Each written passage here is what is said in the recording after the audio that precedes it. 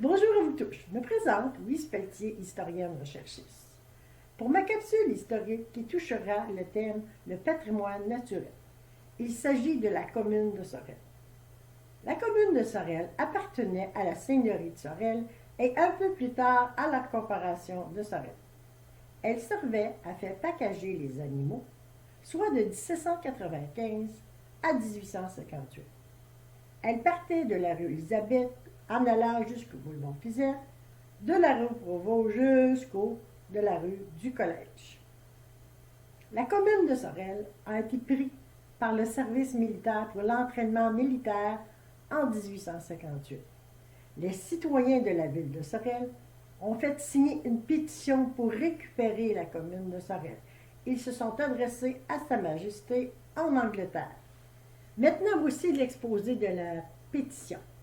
Que les pétitionnaires représentaient les habitants de la ville de Sorel, incorporés par l'acte 23, chapitre 75, que la ville de Sorel, ci devant appelée ville ou bourg de William Henry, est située dans la province de Québec, Canada, et fait partie de la seigneurie royale de Sorel. Ci devant tenu en fidéicommis par les principaux officiers de l'artillerie de Sa Majesté, et depuis cédé au gouvernement provincial pour défrayer la milice, en vertu des actes 22, chapitres 24 et 36, que néanmoins, dans la cession ainsi faite certains terrains que le département avait désignés comme réserve militaire, mentionnés à la cédule 4 du chapitre 24, ont accepté et se sont cités comme devant être possédés et tenus par le principal secrétaire d'État, que les clauses 1 et 2 du dit chapitre 24 statuent que les droits aux réclamations d'aucune partie à aucune des propriétés, dont le titre est ainsi transféré comme étant des terrains requis pour la défense militaire, ne seront aucunement affectés par l'acte sudit. Que depuis un temps immémorable, une certaine étendue de terrain a été tenue et possédée par les habitants de la dite ville, comme commune. Pour le pâturage des animaux, ce terrain avait été approprié pour cette fin. Une date très ancienne, et que les habitants de Sorel ont toujours possédé et joué du dit terrain à la connaissance et avec l'assentiment des autorités militaires. Pour le temps d'alors, il est ici qu'il est facile de prouver par les lettres et règlements encore existants de son Excellence le gouverneur général et commandant en chef des forces, et par d'autres documents, que la section provinciale du département militaire l'a fait inclure dans la cédule submentionnée, que le système actuel du gouvernement municipal, qui existe aujourd'hui dans cette de la souveraineté du Canada, a été créé et mis en opération par en vertu de l'acte 7, Victoria, chapitre 40, que précédemment, il n'existait aucun système régulier d'administration municipale dans les cantons ou districts ruraux qui auraient pu prendre le contrôle et des propriétés publiques. De plus, que la seigneurie de Sorel, dont la ville de Sorel, autrefois ville ou bourg de William Henry, forme partie, fut accordée à Madame de Sorel par le gouvernement français en 1662. Il fut acquis par Frédéric Haldimand, gouverneur général et commandant en chef en 1781.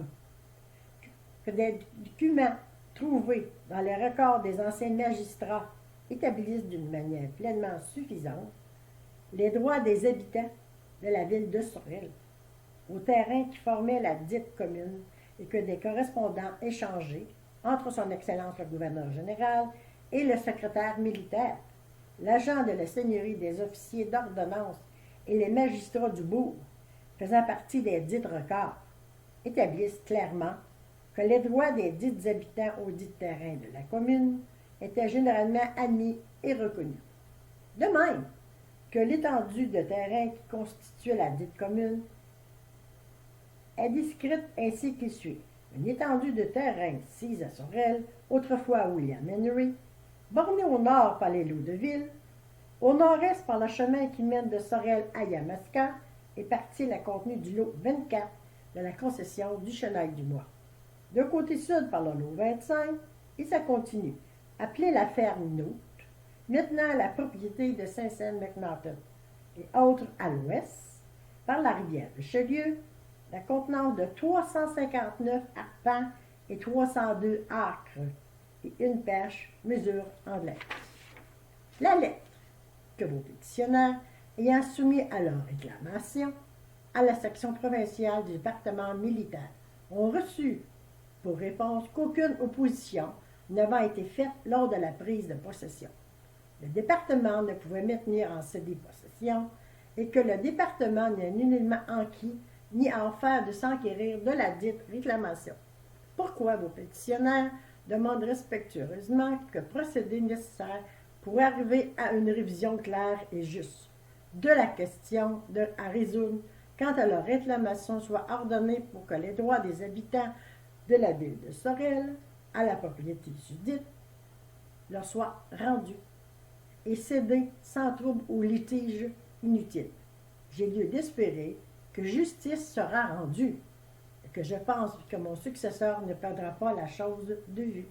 Signé Georges Isidore Barthes, maire de Sorel, le 17 janvier 1868. En conclusion, telle était la demande de la ville de Sorel et les citoyens pour la récupération de la commune de Sorel. Dans la capsule suivante, je vous ferai suite de l'histoire de la commune de Sorel. En terminant, je vous invite à consulter les capsules historiques dans les chroniques de Louise Pelletier sur la rpv.tv, Facebook, YouTube et Twitter. Merci beaucoup et à la prochaine!